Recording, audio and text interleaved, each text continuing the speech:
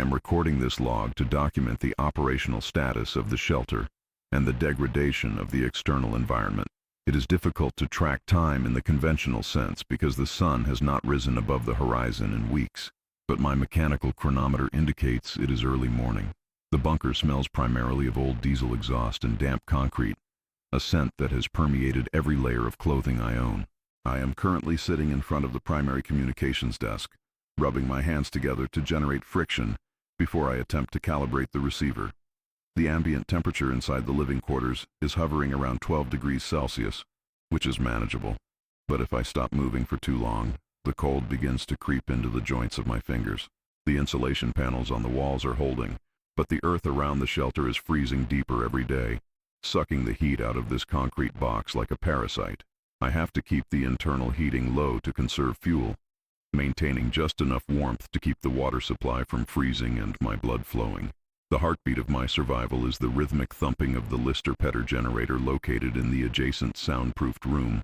It is an old, heavy iron beast that relies on compression ignition rather than electronic sparks, making it immune to the electromagnetic pulse that silenced the rest of the world. I spend hours just listening to its cadence, learning to identify the slightest irregularity in the revolutions per minute. It runs at a low speed, a steady chugging sound that vibrates through the floor and up into the soles of my boots. This machine is the only thing standing between me and the ambient temperature outside, which my external sensors tell me has dropped to 45 degrees below zero. If that engine stops, the thermal inertia of this bunker will last maybe 6 hours before the interior temperature matches the exterior. At that point, survival becomes a mathematical impossibility. I treat that engine with more respect than I ever treated a human being.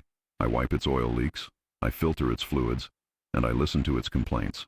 My primary concern this week has been the viscosity of the diesel fuel stored in the external auxiliary tank. The extreme cold outside causes the paraffin wax naturally present in the diesel to crystallize, turning the liquid into a thick, cloudy gel that clogs filters and starves the engine. I have had to rig a recirculation line that takes warm fuel returning from the engine and feeds it back into the intake line to keep the flow moving. It is a delicate balancing act of thermodynamics. If the fuel gets too cold, the engine dies. But if I divert too much heat to the fuel lines, I lose cabin pressure. Every 4 hours, I have to manually inspect the primary filter bowl. I shine my flashlight through the glass to check for the cloudiness that indicates wax formation. Yesterday, the fuel looked like honey, thick and slow. I had to increase the flow from the heater, which cost me precious reserves. But the alternative is a seized engine and a frozen death. The ventilation system is currently my biggest tactical vulnerability and requires constant physical monitoring. To avoid creating a heat plume that would be visible to anyone with thermal imaging equipment, I routed the exhaust through 50 meters of buried piping before it vents to the surface. The idea is that the surrounding permafrost absorbs the heat, cooling the exhaust gas to match the ambient air temperature by the time it exits. However, this creates a condensation problem. The water vapor in the exhaust freezes inside the pipe, slowly narrowing the diameter of the vent. I have to monitor the back pressure gauge on the manifold constantly. If the pressure rises, it means the pipe is choking with ice. Clearing it requires me to go topside, exposing myself to the elements and potential observation. It is a flaw in my design that keeps me awake during the few hours I try to sleep. I have isolated the radio room with extra layers of lead sheeting I scavenged from an old X-ray clinic years ago, creating a crude Faraday cage. The air here feels heavy and static, likely due to the intense ionization happening in the atmosphere above. The radio equipment is entirely analog, salvaged from decommissioned naval vessels and old ham radio enthusiasts' basements. I do not trust digital displays or integrated circuits. They are fragile and unrepairable. My receiver is a heavy metal box with vacuum tubes that glow with a faint, warm orange light. It takes 10 minutes for the tubes to warm up and stabilize before I can get a clean signal. Tuning the frequency is a physical act. I have to turn the heavy dial slowly, feeling the resistance of the gears, listening for the change in the texture of the static. It requires patience and a steady hand, attributes that are becoming harder to maintain as fatigue sets in. The atmosphere outside is not dark, despite the lack of sunlight. It is illuminated by a violent, shifting display of auroras that bathe the snow in 6 shades of green and violet. This is not the beautiful light show tourists used to come to see, This is a sign of the magnetosphere buckling under the solar storm. The radiation levels are high enough to interfere with shortwave transmissions, creating a chaotic wall of noise across most bands. I have to filter the audio manually, adjusting the gain and the squelch to find voices in the static. Sometimes the interference sounds like tearing metal or screaming, auditory hallucinations created by the chaotic radio waves. I keep the volume low, pressing the headphones tight against my skull, trying to separate the cosmic noise from the human signals. It is exhausting work that leaves my ears ringing and my head throbbing after only an hour of monitoring. There is a specific signal I have been tracking on frequency 4625 kHz, a channel that should be dead air. It is a recurring transmission, a synthesized voice that sounds flat and devoid of gender or emotion, reading out a string of numbers. I recognize the format. It is a station identifier followed by a countdown. The origin is local, likely the decommissioned missile silo known as Site 4, buried somewhere in the valley to the north.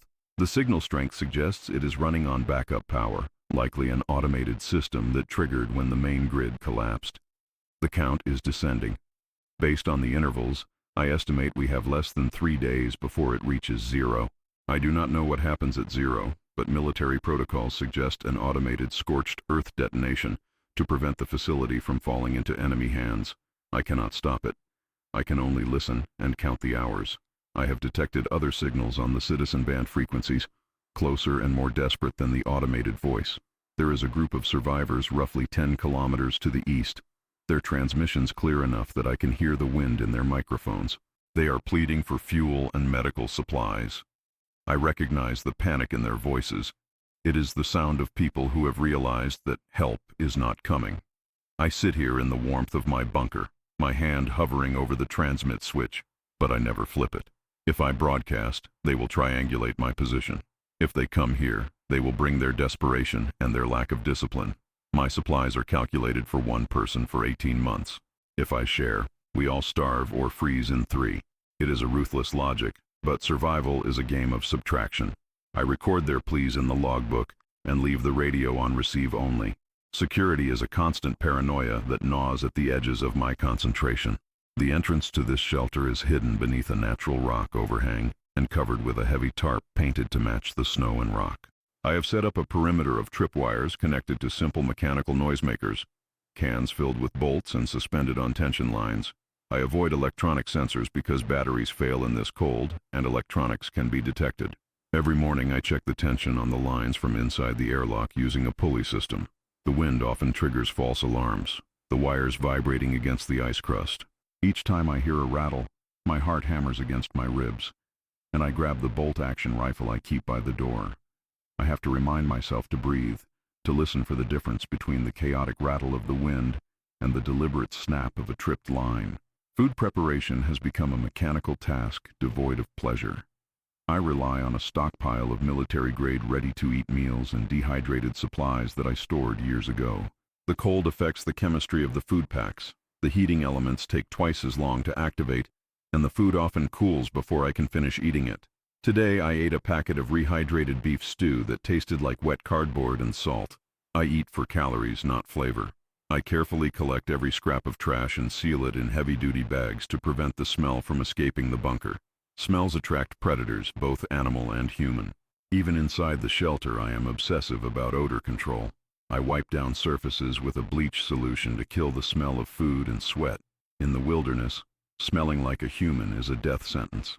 The water system is a gravity-fed setup drawing from a deep well I drilled beneath the foundation of the cabin before the collapse. The pump is manual, a heavy lever that requires significant physical effort to operate. I have to pump for 20 minutes to fill the daily reservoir tank. This physical exertion is actually beneficial. It warms my body and keeps my muscles from atrophy. However, the water coming out of the ground is barely above freezing. I have to let it sit near the generator room to warm up before I can drink it, or else it lowers my core body temperature dangerously. I measure my intake strictly, 2 liters a day. Hydration is critical in the cold because the dry air sucks moisture from the lungs with every breath. I check my urine color daily. Dark yellow means I am failing. I have noticed a new sound in the wind patterns today, a low-frequency vibration that I feel in my teeth more than I hear with my ears. It could be the atmospheric pressure changing as another storm front moves in from the coast. The barometer on the wall has dropped significantly in the last 4 hours, the needle twitching downward. A drop this sharp usually indicates a severe blizzard is imminent. Heavy snow is a double-edged sword. It provides extra insulation for the roof of the bunker, but it also risks burying the air intake for the generator. If the intake gets blocked, the engine will suffocate, or worse, it will start sucking the oxygen out of the living quarters, asphyxiating me in my sleep. I will have to go out and clear the cowl before the storm hits its peak. The psychological strain of isolation is beginning to manifest in small, obsessive behaviors. I find myself counting the rivets on the steel door, or arranging my tools on the workbench in perfect geometric alignment. If a wrench is slightly askew, I feel a spike of anxiety until I correct it. I talk to the generator, thanking it for its service, encouraging it to keep pushing through the sludge fuel. It is a coping mechanism, I know, a way to project social interaction onto inanimate objects.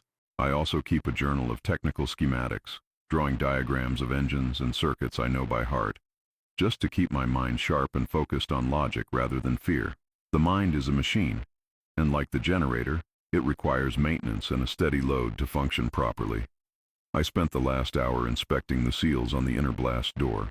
The rubber gaskets are old and are beginning to harden in the dry, cold air. If they crack, the airtight integrity of the bunker is compromised. I used a small amount of silicone grease to lubricate them, working the substance into the rubber with my fingers. The grease is thick and stiff, difficult to spread. I have to be sparing with it. My supply is limited. While I worked, I felt a draft coming from the lower corner of the frame. It was a tiny stream of cold air, invisible but sharp as a needle against my skin. I sealed it with duct tape for now, but I will need a more permanent solution. A breach in the thermal envelope is a slow leak that drains my fuel reserves. The radio countdown from Site 4 has dropped below the 48-hour mark. The voice remains consistent, but the interference around the signal is growing stronger. I suspect the atmospheric conditions are worsening, or perhaps the transmitter at the site is degrading. I have been trying to triangulate the exact location of the transmission using a loop antenna I built, but the signal bounces off the ionosphere in unpredictable ways. Knowing the location does not change the outcome, but my brain craves the data. It is the curse of the technician. I need to understand the system, even if I cannot control it. I have mapped the potential blast radius on my wall chart. I am on the edge of the thermal danger zone, but the fallout will depend on the wind direction. I monitor the thermal sensors I planted in the perimeter snowpack. They are wired directly to a panel in the bunker, simple thermocouples that generate a small voltage based on temperature difference. One of the sensors, located near the exhaust outlet field, is reading 2 degrees higher than the others. This is bad.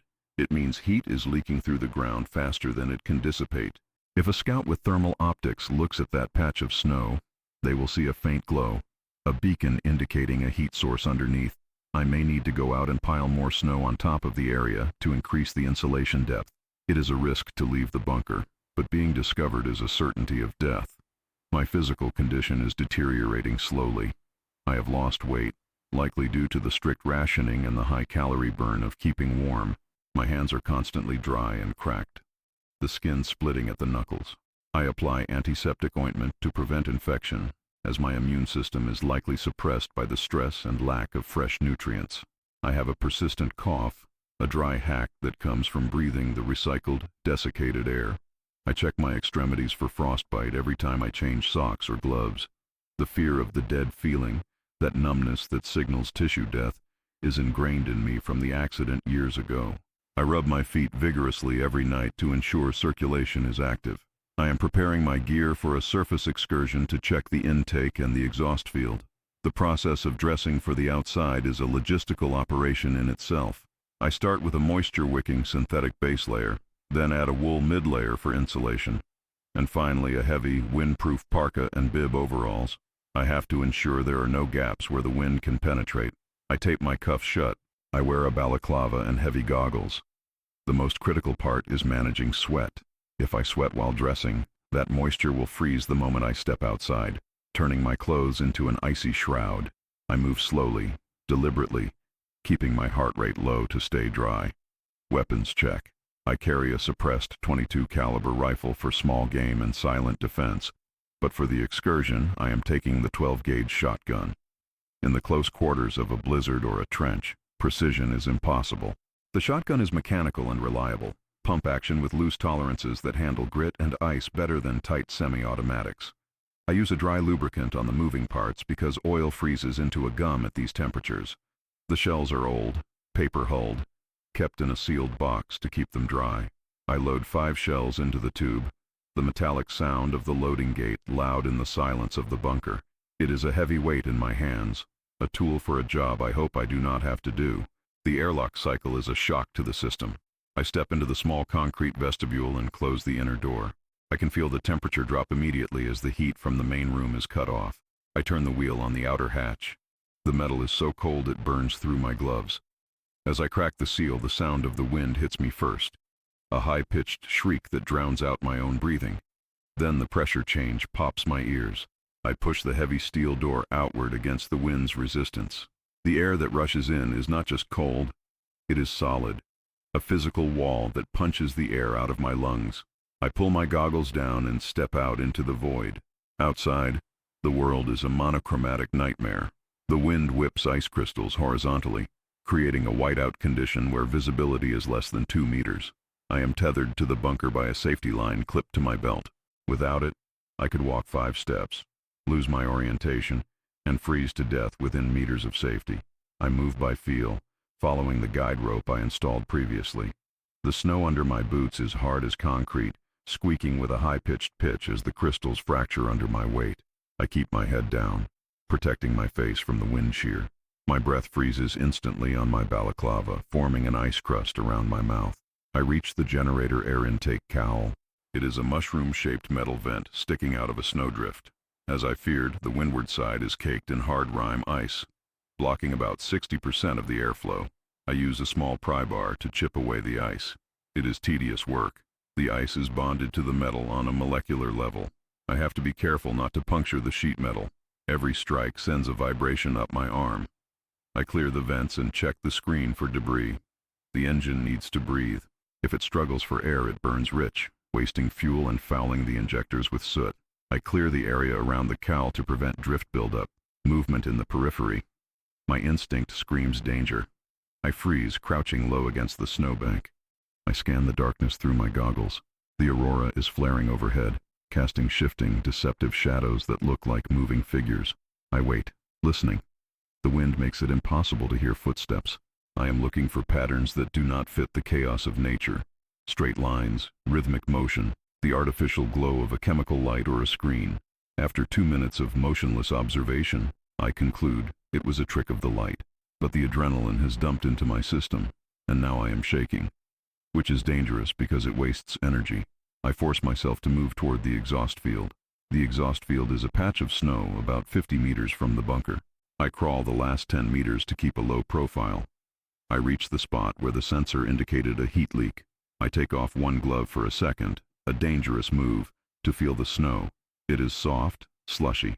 The heat from the buried pipe is melting the snow from below, creating a cavity that could collapse or release a plume of steam. I shovel fresh, hard-packed snow from the surrounding area onto the hot spot, packing it down to create a thicker, insulating layer. I work frantically, my bare hand burning from the cold before I shove it back into the glove. I have to bury the heat. I have to stay invisible. Returning to the airlock, I stumble. The wind catches me off balance, and I fall onto the hard ice. The impact jars my shoulder, but the thick clothing absorbs most of the blow. I scramble up, panic rising. Being on the ground is death. The snow sucks the heat out of you instantly. I grab the safety line and haul myself back toward the bunker entrance.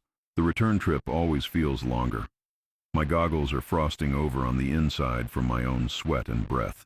I am practically blind, navigating solely by the tension of the rope in my hand. I find the handle of the outer hatch and wrench it open, practically falling into the airlock. The repressurization sequence is the reverse of the exit. I seal the outer hatch and wait in the vestibule as the temperature slowly equalizes. I cannot open the inner door yet. The sudden temperature difference would cause massive condensation on the electronic equipment inside. I strip off the outer layer of snow-covered gear in the airlock, shaking the ice crystals onto the floor grate. My fingers are stiff, clumsy blocks of wood.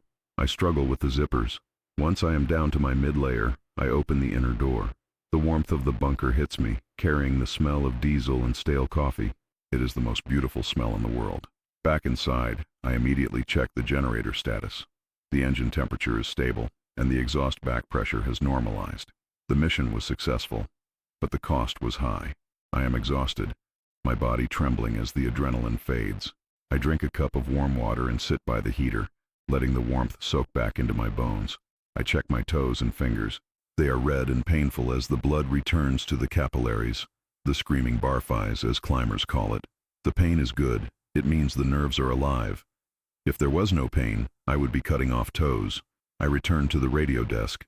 The countdown on 4625 kHz has shifted. The voice is now reading a new sequence of numbers interspersed with the countdown. T-minus 36 hours. Code update. Authorization Charlie X-ray 7. This is not just a timer anymore. It is an activation sequence.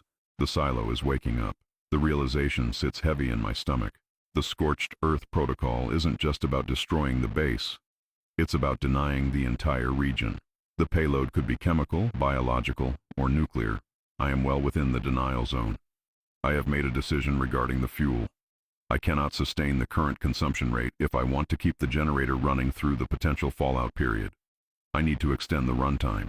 I will attempt to mix the diesel with a drum of filtered waste oil I found in the maintenance shed. It is a risky move.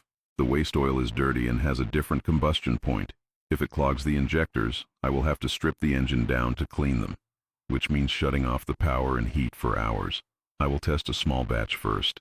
I need to be a chemist now, blending fluids to find a viscosity that burns without killing the machine. The wind outside has reached a crescendo, a continuous roar that vibrates the reinforced walls of the bunker. The storm is directly overhead. I am trapped here. Even if I wanted to evacuate, movement is impossible. I am committed to this concrete box. I check the perimeter tripwire indicators one last time. All green, no physical intrusion. But the psychological intrusion is complete. The countdown, the wind, the cold, they are all in here with me. I turn down the lights to save power and sit in the glow of the vacuum tubes, waiting for the next set of numbers from the dead world. The experiment with the fuel mixture has begun, born out of a desperate arithmetic rather than sound engineering. I have filtered 5 gallons of waste motor oil through a stack of coffee filters and a pair of old nylon stockings stretched over a funnel. The oil is black, viscous, and smells of burnt carbon and metal filings. I mixed it with 10 gallons of my precious diesel stock, creating a dark slurry that looks dangerously thick. Pouring it into the auxiliary tank felt like poisoning a friend. But I have no choice. The Lister Petter is designed for rough use, but this is pushing the tolerances of the injection pump. I watch the clear fuel line as the black mix reaches the intake. There is a moment of hesitation, a stumble in the engine's rhythm. Thump, thump, ka, thump, before it catches again. The exhaust note has deepened, becoming throatier, and the smoke output has visibly increased. I will have to clean the injectors sooner than planned, but for now, the beast is eating. The increased smoke from the waste oil is creating a secondary problem: soot accumulation. I can smell it even through the seals of the engine room, a greasy, acrid scent that sticks to the back of the throat. It is the smell of incomplete combustion. I monitor the exhaust temperature gauge obsessively. It is running hot, edging into the red zone. If it gets too hot, the valves will warp. If I throttle it down, the engine might stall from the thick fuel. I am trapped in a narrow operating window, constantly adjusting the fuel rack by millimeter increments. My hands are black with oil and grease, the grime settling into the cracks of my skin where the cold has split them open. I try to scrub them with a rag dipped in gasoline, but it stings like fire and barely removes the stain. I am becoming part of the machine, marked by its fluids. On the radio, the situation with the survivors to the east has reached its terminal phase. For the last 4 hours, I have listened to their transmissions degrade from panic to resignation. They were tracked down. I heard the voices of the cold ones, the raiders, cutting over the channel. They do not use standard radio protocol. They use clicks, whistles, and guttural taunts. The survivors were pleading, offering food, offering labor. The raiders just laughed. A distorted metallic sound through the static. Then came the sounds of breaching, wood splintering, glass breaking, and the sharp cracks of small arms fire. I sat there, a silent witness in my warm bunker, recording the time and duration of the engagement in my logbook. It lasted 12 minutes. Then, silence. I feel a hollow sickness in my stomach, not just from the horror, but from the relief that they did not give up my position before they died. The silence on the CB band is now absolute, which is worse than the screaming. It amplifies the mechanical drone of the synthesized voice on 46.5 kHz. T-minus 24 hours. Protocol update. Targeting solution locked. The countdown has passed the one-day mark. The urgency in the automated voice seems to have increased, though I know it is just my own projection. The interference from the solar storm is getting heavier, washing over the signal in waves of static crash that sound like ocean surf. I have to adjust the squelch constantly to keep the countdown audible. I am mapping the signal degradation against the auroral activity index I track on a chart. There is a correlation. The magnetosphere is tearing apart exactly as the missiles are preparing to launch. It is a cosmic joke of timing. I attempted to sleep for 4 hours, but it was a fitful, shallow rest. I kept waking up gasping for air, my heart racing.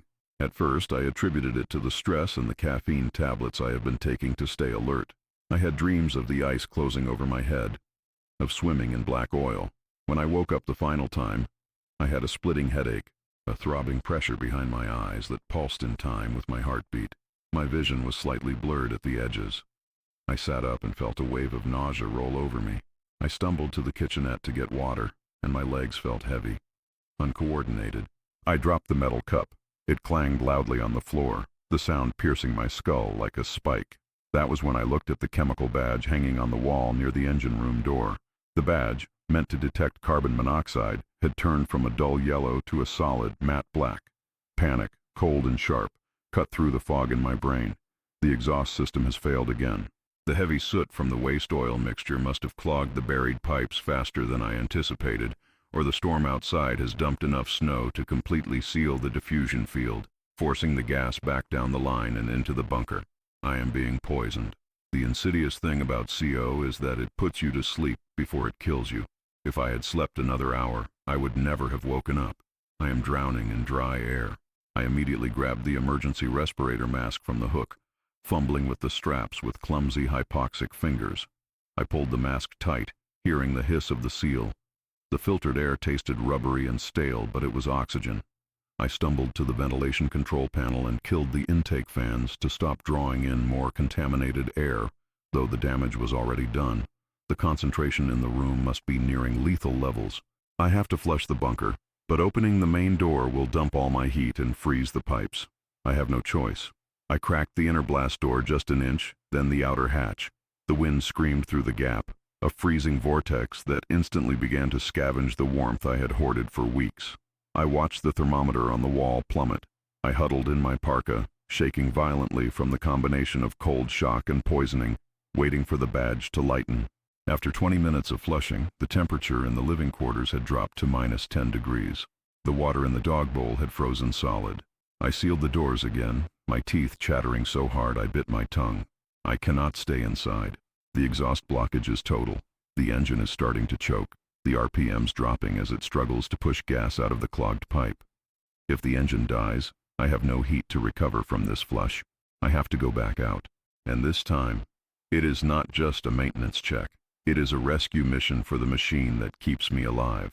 I am weaker than before, my blood oxygen compromised by the CO binding to my hemoglobin. I feel dizzy, sick, and terrified. I spend twice as long preparing for this excursion. I have to tape chemical hand warmers to my chest and kidneys because my body is not generating enough heat on its own. I check the oxygen tank on my rebreather rig. I cannot breathe the outside air directly if I am working hard, as the cold will burn my already irritated lungs. I strap on crampons this time. The ice outside will be treacherous. I take the shotgun again, but I also load the flare pistol and clip it to my chest webbing. It is a last resort. A flare is a beacon that says, "Here I am," to every living thing in a 50-mile radius. But if I get pinned down or lost in the whiteout, it is my only chance of finding the door again. Stepping into the airlock, the physical toll is immediate. My muscles feel like lead. The CO poisoning has sapped my endurance. Every movement requires a conscious command from my brain. I open the outer hatch, and the violence of the storm is significantly worse than the previous sortie. The wind speed must be over 60 knots. It hits me like a physical blow, nearly knocking me back into the vestibule. I have to crawl. Walking is impossible. I clip the safety line to the anchor point and drag myself onto the belly of the snow. The visibility is zero. I am blind, deafened by the roar, dragging myself through a void of swirling white. I navigate by counting the carabiners on the guide rope. 1, 2, 3. I need to reach the 10th anchor point to find the exhaust field. The cold is finding the gaps in my armor instantly. My hands, still numb from the previous exposure, scream in protest. The snow is not soft. It is hard, wind-packed drifts that feel like sandstone. I have to kick my toes in to get purchase. The ground is uneven, the landscape changed by the new drifts. I lose count of the carabiners. Panic flares. I stop, pressing my face into the snow to shield my goggles from the wind, trying to breathe, trying to think. If I am lost here, 5 meters from the door, I am dead. I feel the rope. It is taut. I keep moving. I find the exhaust area not by sight, but by the smell. Even through the storm, the stench of unburnt diesel and sulfur is overpowering. It is venting right at the surface, bubbling up through the snow. The buried pipes are completely impacted. I have to dig. I pull the entrenching tool from my belt and start hacking at the ice. It is brutal, back-breaking work. I am gasping for air in the mask, the condensation freezing on the exhaust valve. I have to uncover the end of the pipe and physically rot it out. My vision tunnels. I am swinging the shovel with the desperation of a drowning man. I hit something hard, the metal grating of the outlet. It is caked in a solid block of black ice and soot. I switch to the pry bar, chipping away at the black ice. It is like obsidian, fueled by the moisture of the exhaust freezing instantly upon contact with the air. I manage to break a chunk free, and a puff of hot black smoke blasts into my face, blinding me momentarily even through the goggles. The engine breathes. I can feel the vibration in the ground change as the back pressure releases. I need to keep it clear. I jam a spare length of pipe into the opening to extend it above the drift level, a temporary fix. I am securing it with wire when I feel the vibration in the ground change again. It is not the rhythmic thumping of the engine. It is something else, heavier, irregular.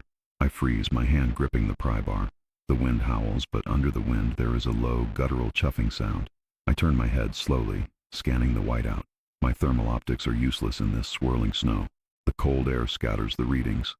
I pull my goggles up for a split second, squinting into the gray void. There, 10 meters away, a shape darker than the night separates itself from the storm. It is massive.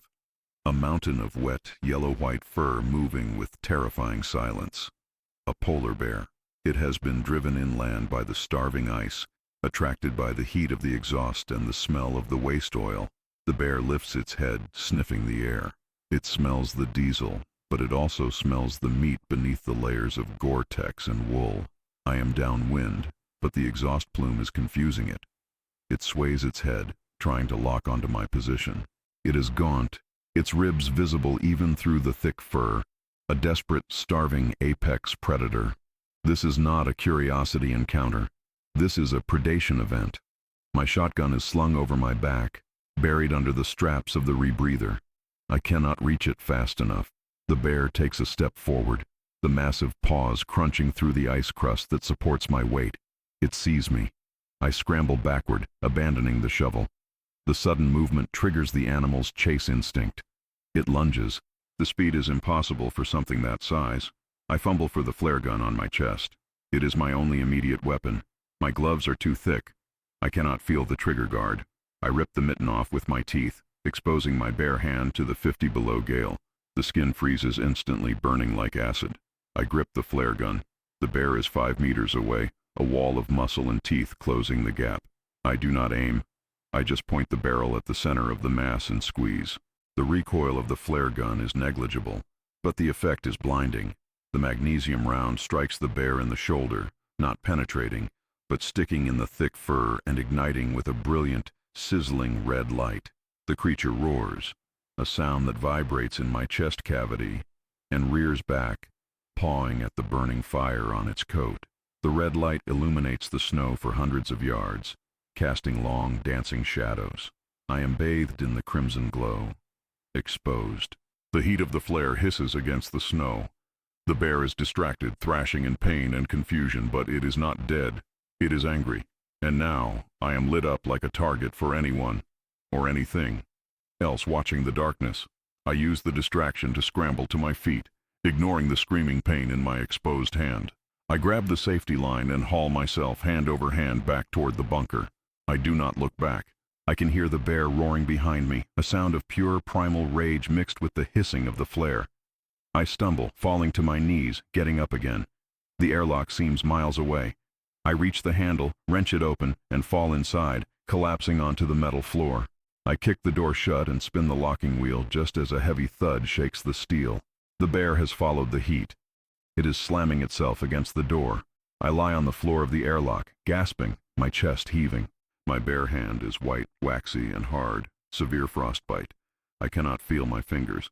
I cradle the hand against my chest, waiting for the feeling to return, knowing that when it does, the pain will be blinding. Outside, the pounding continues for another minute, then stops. The bear is pacing. I can hear its heavy breathing through the ventilation port I just cleared. It is waiting. I am trapped. I look at my watch. The display is cracked from the scramble, but I can read the time. The countdown at Site 4 is entering its final phase, and I have just fired a red flare into the dark sky, marking my location for every raider in the valley. I am currently seated at the medical station, staring at my left hand, which is submerged in a basin of lukewarm water. The rewarming process is agonizing, a sensation far worse than the freezing itself. It feels as though molten lead is being poured through my veins, a throbbing, expanding pressure that makes my vision swim with white spots. The tissue is waxy and pale, mottled with dark purple patches where the capillaries have burst. I have no dexterity in these fingers. They are dead weight. I have applied a sterile dressing and taken a heavy dose of antibiotics, but the systemic shock is making me tremble uncontrollably. I can barely hold a pen to update the physical logbook, so I am relying entirely on the voice recorder. The adrenaline from the bear attack has crashed, leaving me hollowed out and nauseous. I know I should be checking the perimeter, but the pain anchors me to this chair. The bear is gone, likely scared off by the chemical burn of the flare, but the damage is done. The red magnesium light burned for 40 seconds, a lighthouse in the middle of a dark ocean. In this perpetual night, that light would have been visible for 20 kilometers. I check the external monitors. The storm is abating, the wind dropping to a manageable howl, which is the worst possible scenario. The whiteout provided cover. Now the air is clearing.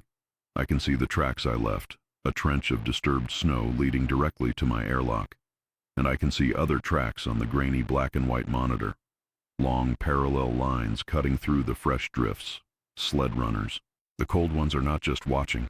They are already here, moving in the wake of the bear, using the noise of the storm to mask their approach. I have retreated to the inner command core, locking the heavy blast door that separates the living quarters from the airlock vestibule. This is a delaying action, not a solution. The blast door is rated for pressure, not for determined mechanical breaching.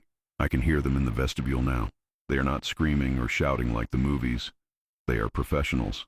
I hear the clink of metal on metal, the low murmur of coordinated commands. They are assessing the hinge pins. They are stripping the seals. It is a terrifyingly efficient sound. I look at my shotgun on the table. With one good hand I can maybe fire it, but I cannot reload it fast enough. I am a technician, not a soldier. My fortress has become a coffin. The radio on the desk has become the loudest thing in the room. The synthesized voice on 4625 kHz has changed its cadence. It is no longer reading codes. It is a straight countdown. T-minus 10 minutes. Protocol 0. Asset liquidation imminent. The interference has vanished. The signal is crystal clear, as if the transmitter is in the room with me. The aurora borealis outside is flaring with an intensity I have never seen, painting the snow in violent strokes of neon pink and green, bleeding through the optical periscope viewfinder. The ionosphere is boiling. The magnetic field is collapsing. It creates a hum in the air, a vibration that makes the fillings in my teeth ache. The timing is impeccable. The raiders are at the door, and the world is ending. I have decided not to fight. I have neither the ammunition nor the physical capacity to hold off a squad of armed men. Instead, I am using these final minutes to ensure the continuity of the data. I am speaking into the microphone, recording a technical manifest. I am explaining the fuel mixture ratio. 3 parts diesel to 1 part filtered waste oil, heated to 40 degrees Celsius. I am explaining the location of the spare injector nozzles, wrapped in oilcloth behind the battery bank. I am detailing the schematic of the geothermal exhaust vents. If they break in and kill me, they will find this tape. If they are smart, they will listen. If they are savages, they will freeze when the generator dies. It is the only legacy I have left to leave. The instruction manual for survival. The sound of a thermal lance hissing against the steel door cuts through my monologue. A bright orange spot appears in the center of the metal, the paint bubbling and peeling away in seconds. The heat radiates into the room, smelling of ozone and melting iron. They are cutting the locking mechanism. I watch the metal turn cherry red, then white. Molten slag drips onto the floor of the vestibule. I sit calmly, my good hand resting on the volume dial of the radio, turning it up. The countdown is at 3 minutes. I wonder if they know. I wonder if they understand that the prize they are cutting into is about to be erased by a force far greater than their hunger. T-minus 60 seconds. The orange spot on the door blooms into a hole. A gloved hand reaches through, fumbling for the internal latch. I do not move. I look at the Lister-Petter generator through the observation window one last time. The flywheel is spinning, a blur of motion. The rhythm is perfect. Thump, thump, thump. It is the heartbeat of a dying animal, faithful to the end. I feel a strange surge of affection for the cast iron and the pistons. We held the line. We kept the cold at bay. I close my eyes. The cold air from the breach is already curling around my ankles. A phantom snake seeking warmth. T-minus 10 seconds. The door groans and swings open. Figures in white camouflage and gas masks pour into the room, their weapons raised, flashlights cutting through the gloom. They shout commands I do not hear. My attention is entirely on the radio. 5, 4, 3. I look at the leader of the pack. He freezes, his head tilting, perhaps hearing the voice on the radio, perhaps sensing the shift in the atmospheric pressure. The air in the bunker suddenly feels electrified, the hair on my arm standing up. The vacuum tubes in the radio receiver flare with a blinding blue light, overloaded by the incoming surge. 0. There is no sound of an explosion. There is only light. A flash so intense, so absolute, that it penetrates my eyelids and turns the world into a seamless wall of white. It is brighter than the sun, brighter than the arc of the welding torch. It is a silent detonation of pure energy. For a split second, I can see the skeletal structure of the raider standing in front of me, like an X-ray burned into the air. The ground does not shake. It simply ceases to exist as a solid concept. The silence that follows is heavy, thick, and suffocating. It is the silence of a vacuum. Then, the darkness snaps back, absolute and crushing. The radio cuts instantly to a wall of static. Shh! A harsh, uniform white noise. The raiders are gone, or I am blind, or the lights have failed. I sit in the void. And then, the final sound. The generator. Thump, thump. It misses a beat. Thump. A gasp of air from the intake. Ka-chunk. Silence. The momentum of the flywheel is spent. The heart has stopped. I wait for the cold to take me, but I feel nothing. I reach out to touch the console, but my hand meets only air. There is no desk. There is no bunker. There is only the static, loud and unending, and the whistle of the wind blowing through a space that should be occupied by solid earth.